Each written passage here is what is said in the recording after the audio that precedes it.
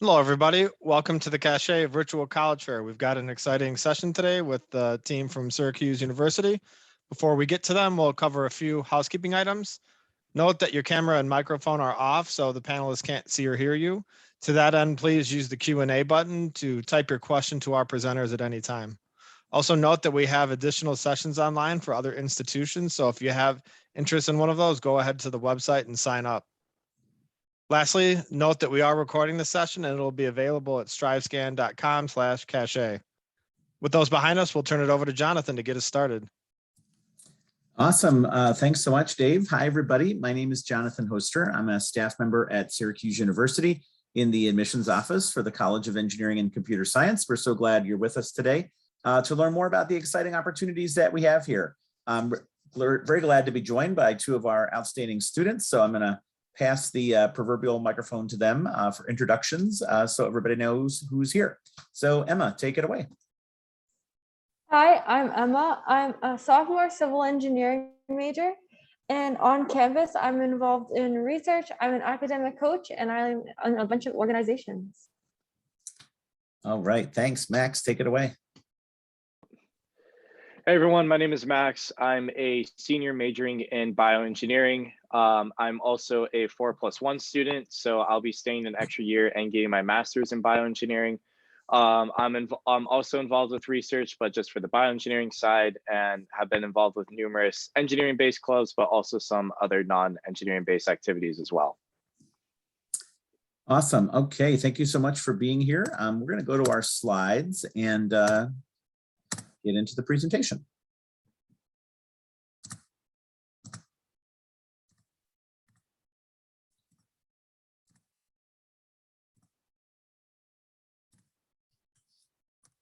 Okay, so this is a really fun view of the Syracuse campus that I always like to start with. This is our quad, and the picture was taken from the vantage point of our main engineering building. So we have some really good real estate on campus. And all the buildings that you see here, these are most of the buildings that you would be going to for classes as a Syracuse student. Definitely some important things off the quad, like the student center and the library, but the majority of buildings you're going to go to are these buildings around the quad. The residence halls you can't see in this picture, but they are the next layer of campus, really 360 degrees around the quad is where the residence halls are located. So as a freshman, to walk from your residence hall to your classes is 5 minutes, maybe 8 minutes, definitely fewer than 10 minutes. So it's really easy to get around. This is an infographic that I really like. One of our students put this together for us, and I love how she put the one orange family in the center, which is pretty cool and pretty true, very true. Syracuse University has about 15,000 total undergraduate students across 10 different colleges. In the Engineering and Computer Science College specifically, we have about 1,300 undergraduate students. Makes for a really close-knit environment. Students really get to know their peers, professors, advisors, and vice versa. And people help each other. It's a really collaborative atmosphere as opposed to a competitive atmosphere. And I think that's something really important to know about the culture. We're really proud of what our students are doing while they're students here, and really proud of what they're doing upon graduation. You can see some of those statistics here: 91% placement, 71K average starting salary. And we're going to talk more in this presentation about career services and how we support students in regard to their aspirations, career-wise and graduate school. So the College of Engineering and Computer Science is divided into 4 departments. Those are the bold headings you see here. And the majors that are similar are grouped together. All of these majors are accredited by ABET, which you can see in the upper left. ABET is the organization that accredits degrees in computer science and engineering. And that's just a really important validation of the quality of a major in engineering or computer science. And so we're very proud to have ABET accreditation in all of these majors. And they're all great choices. You can't make a bad choice if you pick any of these. And you don't have to know exactly which one you want to do right away. I imagine some of you may have known since you were 3 years old that you were going to be a mechanical engineer, and that's great, and we'll help you do that. But there may be very well some of you who just recently became interested in engineering and aren't sure what kind of engineering you want to do yet, and that's great too, and we'll help you figure that out. And like I said, these are all really great choices. So I'm going to turn back to the students now so you can hear their perspective, and they'll give you some highlights on about their particular majors. So Max, we'll start with you this time. All right. So bioengineering, since I'm like a senior, I've had like just a lot of experience with the major, but the whole reason why I was inspired to become and major in bioengineering was just because of the unlimited possibilities it has in the medical field. So some of the research I've done in the past, but also my main interest is to eventually be able to take live cells from a patient who is in need of a new kidney, being able to take those cells and essentially being able to 3D print them a brand new kidney to be transplanted in replacement. That's just like one of the many different scopes of what bioengineering can offer in the future, and is my main driven force as to why I picked the major. All right, thanks, Max. Emma, tell us some cool stuff about your major. Yeah, I really am enjoying civil engineering here at Syracuse. The best part about it is that it's super hands-on. Right now, I'm only a sophomore, but I have a surveying lab and we get to do surveying around campus, which is really fun. It's also really small. I get to know everybody. I know just about everybody in my major, and we all have the same classes. So it's a really nice, tight-knit community. All right, thank you both so much. If anybody wants to know more about any of these particular majors, please feel free to ask us. We can dive deeper into any of these things. For now, another way to get to know about some of the exciting opportunities here is to get to know some of our alumni. So I'm going to introduce you to one alum who represents each of our 9 majors within engineering and computer science. So we have Endla, who graduated 2 years ago from environmental engineering. She is a project engineer on the water side at Jacobs, and she's based in Seattle, Washington. We have Anibal, who graduated from civil engineering. He is a civil engineer at Dragados, USA. He's based in Southern California, east of LA, kind of in the desert. We have Avery, who did the 4+1 program that Max was just talking about. So he got his bachelor's and master's at Syracuse in bioengineering, which we also call biomedical engineering. And he is working at working in biopharmaceutical manufacturing at GlaxoSmithKline in Maryland. Chelsea graduated last year with her bachelor's in chemical engineering. She works at one of the largest consumer products companies, Procter & Gamble. She specifically works on the Gillette brand. And then we have Christina. She also did that 4+1 program. So she got her bachelor's and master's in computer engineering at Syracuse. She is a software engineer at Microsoft in Seattle. Andrew got his bachelor's in computer science here at Syracuse. He works in advanced apps and as a senior analyst for Accenture. He's based in Brooklyn. Accenture is one of the largest consulting companies, a really great destination. Consulting is a really great destination for people in computer science and engineering. And we have Paul, who got his degree in electrical engineering here. He is based in Northern New Jersey, and he is a systems engineer at BAE Systems, which is one of the largest defense contractors that works with the US military. And then finally, we have Dahlia, who graduated from aerospace engineering. She's a structures engineer at Virgin Orbit, which is Richard Branson's rocket company out in Southern California. A couple months ago, Richard Branson's social media was posting a video of Dahlia giving a tour of some of their facilities. And I realized that, it might not be Richard Branson there with his iPhone doing his own Twitter. Somebody might be doing that for him. But just to see that come across under his social media handle was pretty cool, the video of Dahlia at their facility giving a tour. And then we have Eric, who graduated last year from mechanical engineering. He is a systems engineer at General Dynamics Electric Boat, which is also a defense contractor. He's based in Connecticut. And I think this picture is really cool that he gave us for the slide here. That's him in his hockey jersey. He was the goalie on our hockey team for 4 years when he was a student here. This is another picture of the Syracuse campus, a little bit different angle from what I showed you before. And I included this because it is a more updated picture of our stadium. So that is the Carrier Dome right in the middle of campus. That's where we play football, women's and men's basketball, women's and men's lacrosse. And it looks like a roller coaster on top there. And I wish I could tell you that that is a roller coaster. But sadly, it's not. I can't tell you that because it's not a roller coaster. It is. It's simply the support that supports the load of the roof. So it's a brand new roof that we got on the stadium, finished about a year ago. So at Syracuse, you'll get an outstanding education in computer science or engineering, but there's so many other really exciting things happening here, both academically and otherwise, to take advantage of. So for instance, there's about 100 different minors that students could pursue, could consider pursuing. And so your minor could be in a STEM area like math or chemistry, physics, but it could be in something else. You could minor in economics, political science, religion, business, design, music. There's a long list of options. And then we have these accelerated master's options that we alluded to earlier. So you heard us mention the 4+1. That means in a total of 5 years, you're getting a bachelor's and master's in engineering or a bachelor's and master's in computer science. And then there's also an option we call a 3+2 BS MBA. In a total of 5 years, you're getting a bachelor's in computer science or engineering plus an MBA, which is a master's in business. We don't lock anybody into these options coming out of high school. So coming out of high school, you're just applying for your bachelor's degree. And then if you think one of these accelerated graduate school options is a good fit for you, that's something you would apply into once you're already here.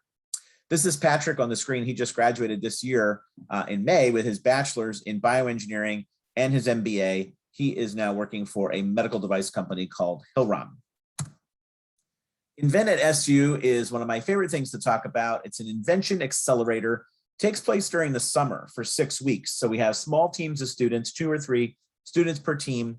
And what they're doing over the 6 weeks is designing, prototyping, and pitching original inventions. And it's really impressive, the things they do in this program. The pitching part is just like what you see on Shark Tank. It's inventors getting up in front of judges and pitching their inventions. It's not all about money like it is on Shark Tank. The first several weeks of pitches, it's about getting feedback from the judges. Oh, this is a good idea, but maybe you should tweak the design, tweak the prototype. And then the 6th week, it is about money. And the top prize this year was $7,500 to the winning team. A lot of these teams, whether or not they win money from the program, continue working on these inventions after that program is over because they're really invested in them. And they connect with our Blackstone Launchpad, which is the hub for student entrepreneurship here at Syracuse University. That those folks will connect the students with other opportunities, other pitch competitions they can go to around the country to win often what ends up being thousands more dollars towards these inventions. And also the Blackstone Launchpad mentors will help them with the legal aspects of patenting their device, legal aspects of starting a business as well. So pictured here is Russell Fearon. He did his bachelor's in mechanical engineering and his master's in biomedical engineering here at Syracuse. What he's holding is called the SugX. It's a smartwatch that monitors glucose levels for people with diabetes. And then the device in the bottom that's blue and gray, that was one from this year. That was the winning device this summer, and it's called Sweatration. It is a wearable device that monitors for dehydration. So I want to tell you a little bit about the introductory course that you would take focused on computer science and engineering as a freshman. So on the application, you could say, I'm applying to the engineering computer science school and I'm undecided about which major I want to do. In that case, your introductory engineering class will be kind of broad. You'll do different kinds of projects relating to different kinds of engineering.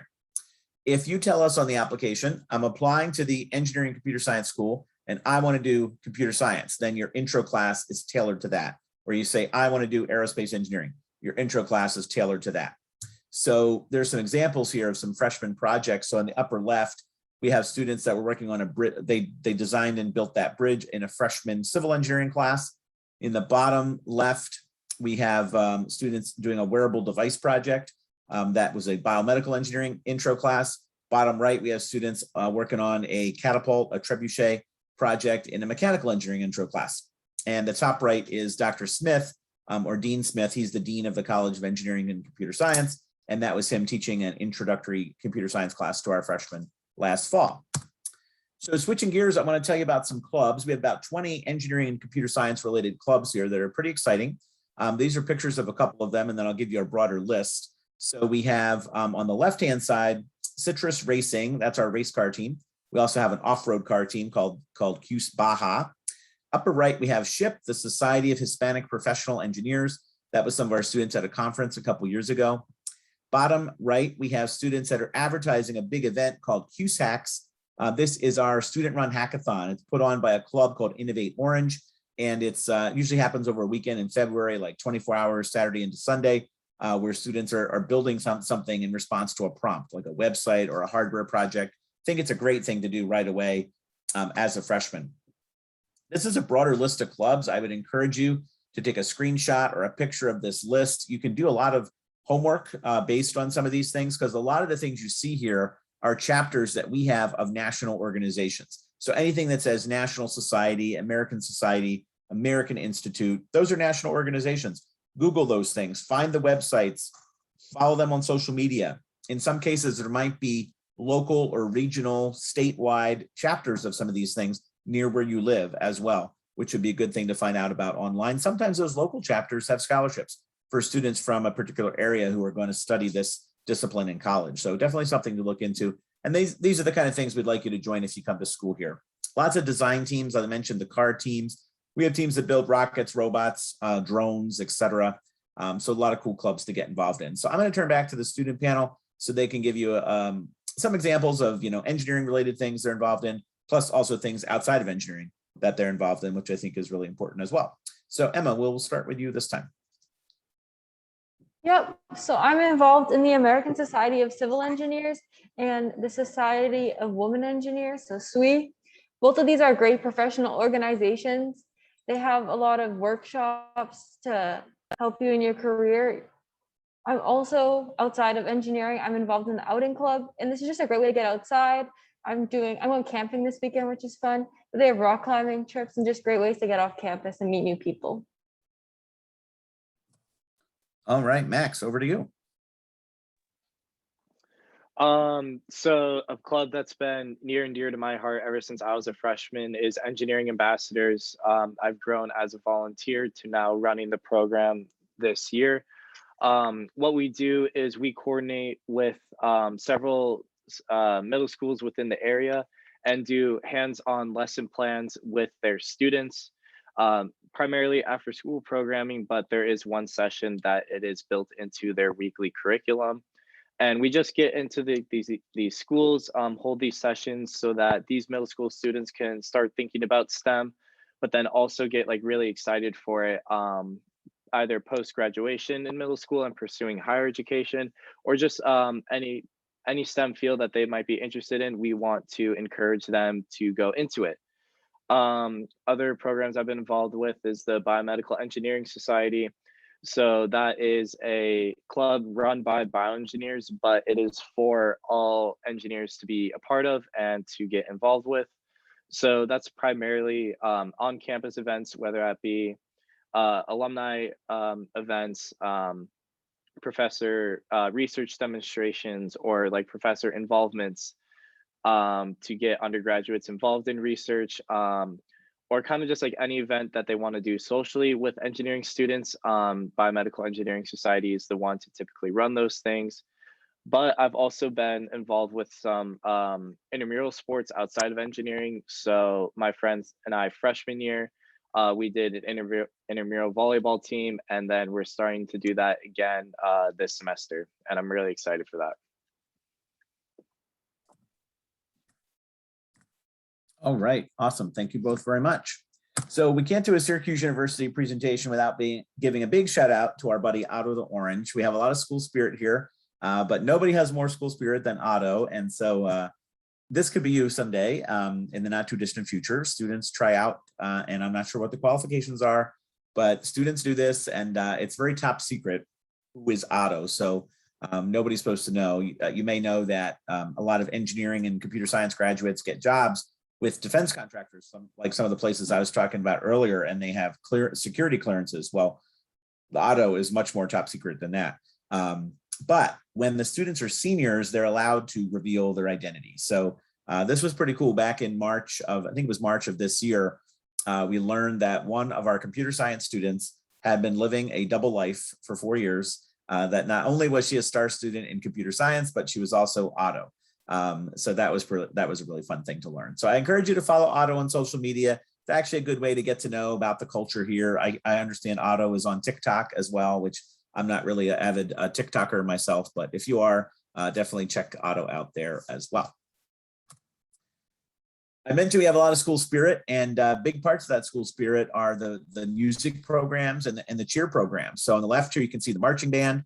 They're a big part of school spirit. The marching band, the pep band, they play before and during games. But there's lots of other performing things you can do too, like dance troops, a cappella groups, choirs, orchestra, etc. On the right, we see Akolem. He graduated back in May with his bachelor's in computer science, And he was a member of the cheer team for 4 years, and that's him waving the big Syracuse flag at a football game. One of the great additions to campus about, I want to say about 2 years ago, is called the Barn Center at the Arch. This is our integrated health and wellness center for all student health and wellness needs. Health center, counseling center, fitness center, pharmacy, all under one roof. And so some of the things you can't see here would be the weight room, cardio center, group exercise, basketball, volleyball, indoor track. And then pictured here, you can see we have a state-of-the-art esports center for esports, video gaming. Also have an esports team, 48-foot climbing wall, an amazing aquatics area. And then probably my favorite part is the pet therapy room where we can play with dogs. Study abroad is one of our favorite recommendations for Syracuse students as well. These are some of our students in various locations over the past few years. Actually, I found out that picture of Bethany on the right, that's actually in Death Valley, California. So that doesn't really count as study abroad. But the other ones, I think Taylor on the left is in Iceland there, and Ariel in the top middle is in, I think that picture was in Venice, and obviously Chelsea in the bottom is in Paris. Although the Syracuse program in Italy is in Florence, and in Strasbourg, and in France it's in Strasbourg. But students do a lot of traveling while they're abroad. That's one of the coolest parts of this. And one of the most important things I can tell you about it is that you will take the classes you need while you're abroad. So you'll make the same progress towards your graduation requirements as if you were on campus, and there's no language requirement. The exception on this slide would be Santiago. If you go there, you do have to know Spanish really well. But in the other places here, like Strasbourg, France, Florence, Italy, Madrid, Spain, that are not English-speaking places, your courses would still be in English. And so it's a very smooth process, and we have these programs set up to allow computer science and engineering students to have a really great study abroad experience. So highly, highly encourage you to do that, and everybody who does it loves it. So Max and Emma were talking about research a little bit ago, and I think maybe I'll ask you both to give us a little more, talk a little more about your research here after I just mentioned a couple big picture things. So Syracuse is what's known as a Research 1 university. So that means we're at the top classification with regard to research, and there's a lot of cutting edge research happening here and a lot of funding for research. And we have a lot of undergraduates who get really involved in research in very significant ways. Sometimes they end up presenting their research at national conferences, publishing papers about their research, and sometimes that propels them into graduate school because they decide that they really love doing research. So I'm wondering if you can each give us a little more insight into the research that you're doing or have done. So I think Max, it's your turn to start. Yeah, I'll start. So the research I primarily do is in the polymer field. Previous projects I've been working on is a photothermal smart material. Essentially what that means, it has light and heat based elements that when a specific light is shined on this material, it exhibits a change in one or more of the material's properties. So in the case of the material I was working on, when I was able to shine UV light on it, it actuated in terms of like expanding and contracting. Contracted when there was light initiated on it, and then expanded when the light was removed. This was just essentially like showing applications in microfluidics, but also blood vessel and heart pump based systems that could eventually like propel into future research. But the project I'm working on right now is using this this very unique printer specific to our lab that uses something called photospec. I can't even pronounce the word sometimes. Spectroscopy. And it's essentially light-based 3D printing. So if you guys are familiar with like how a traditional 3D printer works, this printer instead uses a laser and converts liquid matter into solid objects through use of that UV cross-linking. Stuff like based off of that, but also all at the end of the day has to be compatible materials, and those are called biomaterials. These are compatible with like living species, and that can be implemented or used in prosthetics or in any tissue-based implants. Super, thank you, Max. Emma, tell us some things about your research, please. Yep, I'm currently working on a project with, there's a green roof on top of the On Center of Syracuse. So I'm helping model water, it goes through it. So we're modeling the runoff that the green roof saves. And then over this past summer, I worked with a PhD student and we looked at dry deposition in urban environments. So we did work on one of the roofs on campus. And I got my funding through that through the source, which funds undergraduate research. I just wrote up a proposal and then they were able to give me a grant to be able to partake in this research. Awesome. Thank you both so much. Okay, so moving along, one of the most important things we do here is support and celebrate, encourage our students' success. And there's some very specific ways we do that. One, you see the second bullet from the bottom here is called the Engineering and Computer Science Living Learning Community.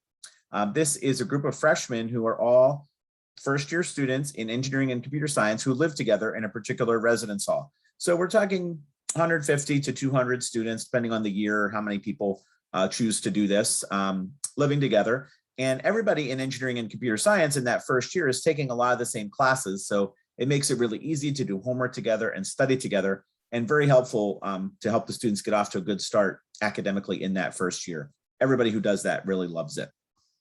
Another thing I want to shout out from this list is the advising system. So as a computer science or engineering student here at Syracuse University, you'll have 3 advisors assigned to you from the beginning who will follow you through your 4-year career. One of them is called a success advisor, who is sort of like the head coach of your advising team. Anything you need to be successful academically or otherwise, you talk to your success advisor and they will help you with it. You will also have a faculty advisor who is a professor in your major, who will be your go-to person for anything about your major. And then you also have a dedicated career advisor, a specific engineering and computer science career advisor who will work with you on your resume, cover letters, preparing for interviews, the search and application process for internships, co-ops, jobs, helping you make connections with alumni for mentoring and networking. We have a really strong alumni network, and that's one way that alumni give back is by connecting with students. Your career advisor will also help you prepare for career fairs as well as other meetings with employers. And so all of that is leading our students to some really great opportunities for things like internships and co-ops across the country.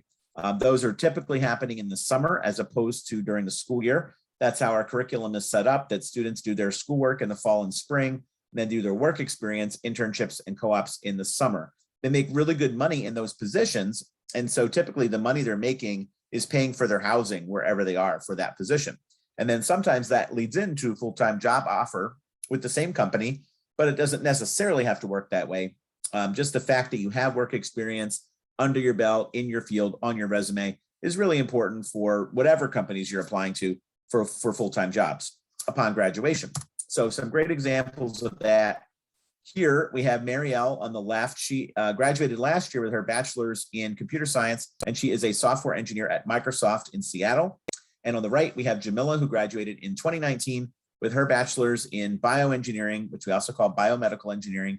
And she is a manufacturing process engineer at GE Healthcare, and she's based in Wisconsin. One of the other really cool things that our career advisors do for students is take them on immersion trips during school breaks. So this is a group of students out in Silicon Valley on a recent spring break when classes were in session. Here they are on the Google campus. They also went during that trip to Microsoft, Intel, eBay, Uber, Airbnb. I think about 8 or 10 companies there in Silicon Valley in Northern California over the course of a week. And I think the coolest part about this is they were hosted at each of those companies by Syracuse University computer science and engineering alumni. So again, a really cool way that alumni give back to the university and give back to our students. So here's some great examples of companies where our students are working, where recent graduates are working. This is not an exhaustive list, but I think it's a really comprehensive list from across the 9 majors in engineering and computer science that we prepare students for. Some really great places that they're working. And so these are some of the same companies that recruit students on a regular basis, whether it's at career fairs or info sessions or alumni sending us jobs, et cetera. And engineering and computer science allow you to get really great jobs with your bachelor's degree. And so about 75% of our students get their bachelor's degree and then they go right into industry at these companies as well as others in really great positions, really great jobs. About 20% of our graduates will do their bachelor's degree in engineering or computer science and then go directly to graduate school because that's what they want to do for their professional goals. And so for some of them, that's a master's. For others, it's a PhD, law school, medical school, dental school, sometimes doing that at Syracuse, a lot of times doing those programs, graduate school professional programs at lots of other great universities across this country and sometimes internationally. And they're well prepared to do that.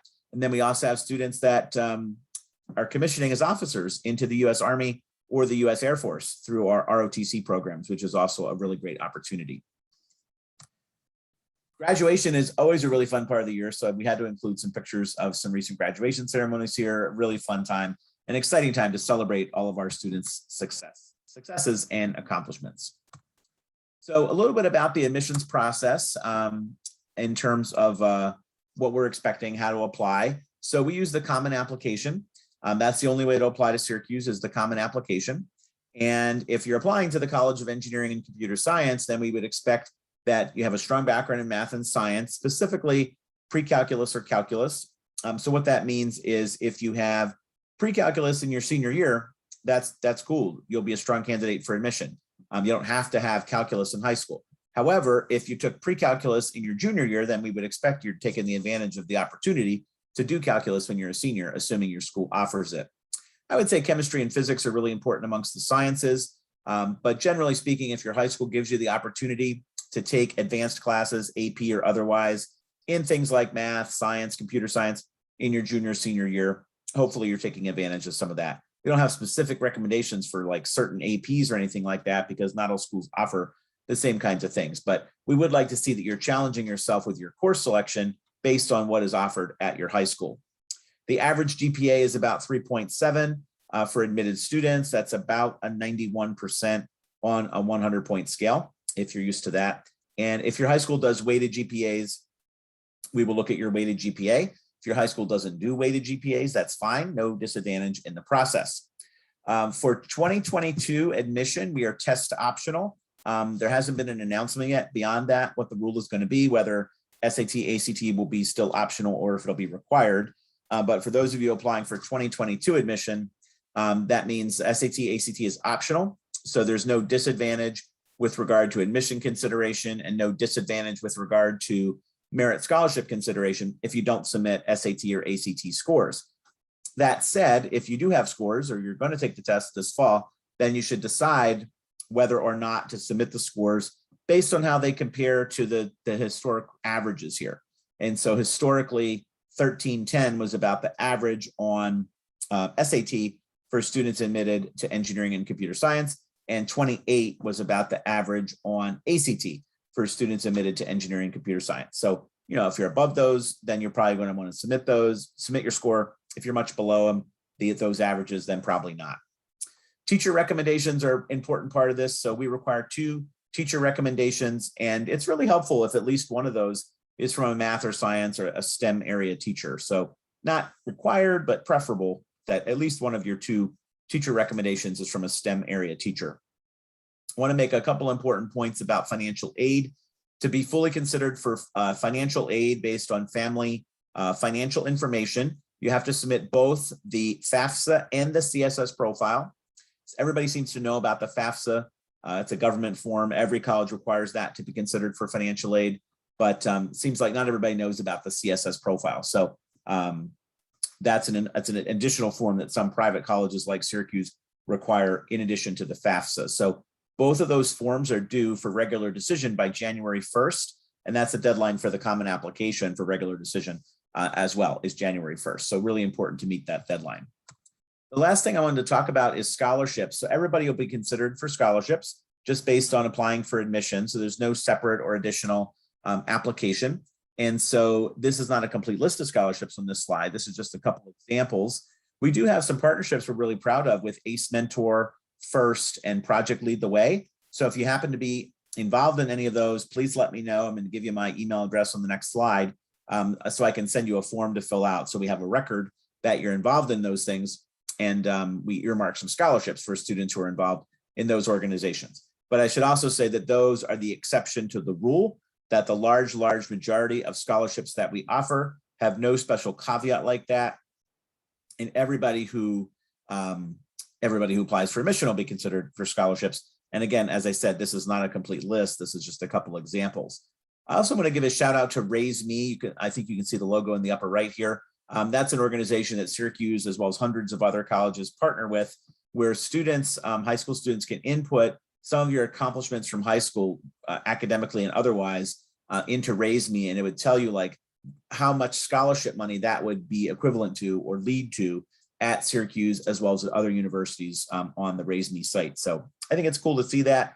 I believe the way it's set up for Syracuse, I think the Raise Me would max out at 10K, like it wouldn't get you beyond that no matter what you input. And so what that means is if Raise Me tells you 10K, that means that would be the minimum amount of scholarship you would receive at Syracuse if you're offered admission, but you could receive more. Okay, so I wanted to invite you to take a screenshot or a picture of my contact information. Again, my name's Jonathan Hoster. I'm a staff member in the admissions office for the College of Engineering and Computer Science here at Syracuse University, along with my colleague Kathleen. She's not with us right now, but she'd be happy to be a resource for you as well. So definitely take down our information so you can reach out to us with any questions after today. We'll be very happy to help. So at this point, I think I'm going to send some questions back to Emma and Max, but I'm going to just go back to the beginning here so we have a fun slide to use for this. And the first question I have for you, and Emma, we'll go to you first, is like, what advice do you have for students in terms of making the transition from high school to college successfully, whether that has to do with academics or other things? Yeah, I think that one of the best decisions I made was living in the engineering LLC.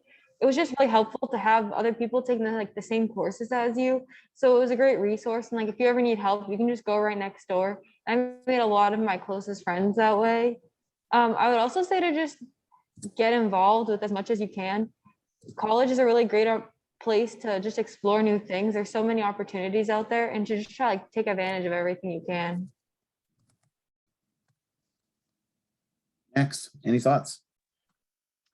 A little more, I guess. So I would say freshman year is like a really important year in terms of like your GPA and stuff. So kind of like what I did my freshman year was just like really just build like a really solid structure in terms of my GPA, just because freshman year it's going to be the easiest engineering classes and like general ed classes that you will be taking during like your career here. So later on down the line, especially junior year and senior year, you're going to be taking like some really hard high level classes, and you might not get the same kind of grades you did get in high school and maybe during your first couple of years at college. So just having like a really great solid foundation not only helps your GPA, but also helps your study skills for exams, projects, all that kind of stuff that's going to lead and carry with you throughout your whole career. Even though freshman year is the easiest year, it is also very easy to pick up bad habits. But if you start out freshman year strong, if you pick up all those good habits, it's going to carry with you for the rest of your 4 or maybe future years in school.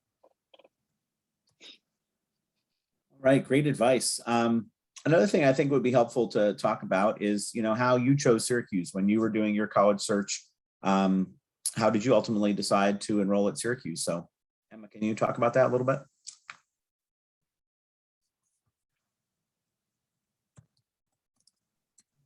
I can start. So choosing schools, I was very indecisive. I applied to about 15, but I ultimately chose Syracuse because it was just a really great balance of everything I was looking for. I really liked how there was a bunch of school spirit here. Like, I walked in and the first thing I saw was Otto, and I thought that was so fun. But also it has really great opportunities for undergraduate research. They have a really good program, and there's just so much to do and so many great opportunities. And the campus is beautiful and it's a cool area. So it just like all worked out together. Max. Yeah, so I would say so about like 4 years ago around this time I was looking at schools and unlike Emma, so I didn't tour the university or anything beforehand. My first day on campus was the day before my move-in date, and that's something that I'll never forget, and that's something that I'll bring with me for the rest of my life, just because I just like really felt like I belonged as soon as I stepped in and was even comfortable with doing that. But like kind of like the background as like why I was like looking into Syracuse and what inspired me to like apply and eventually like take my acceptance was the Biomaterials Institute that I currently do research at. Freshman, sophomore year, I tried like getting involved, but just like with like my schedule, it didn't work out. But when I was still like looking to apply, my current faculty advisor, actually Dr. Zen Ma, he was doing some really interesting research on 3D printing tissues and organs. Something that like was really like close to heart because like that's something like I wanted to get involved with. And the fact that like Syracuse has not only a center doing that, but specific faculty members doing that kind of research as well made me really intrigued and wanted to apply. Even though I didn't get into research my junior year, I'm finally working in the Biomaterials Institute I've been wanting to work in since I hit that submit button for that application. Super. All right. Thanks so much, Emma and Max. Really appreciate your time and your wisdom, and we're so proud of you. And thanks so much for being here today. So I want to thank all the students for tuning in. We really appreciate your interest in Syracuse University, and definitely really look forward to staying in touch with you and maybe seeing you on campus. We're open for visits. We do tours of engineering and computer science labs almost every weekday. And we're seeing you on a future Zoom session. We have a number of sample classes that we have lined up for this fall. And if you're on our mailing list, you'll be getting information about that, and it'll be posted on our website as well. So with that, I'll send the mic back to Dave to wrap us up. Jonathan, Emma, Max, thanks so much. Great job. We want to thank our attendees for joining today, and again, thank our presenters. We have a quick 5-question survey out on the StriveScan website we'd ask you to take to review today's session. And also another reminder that we are recording and the session will be posted out to the StriveScan website within a couple days. So with that, we'll conclude today's session and hope everyone has a great day. See you later.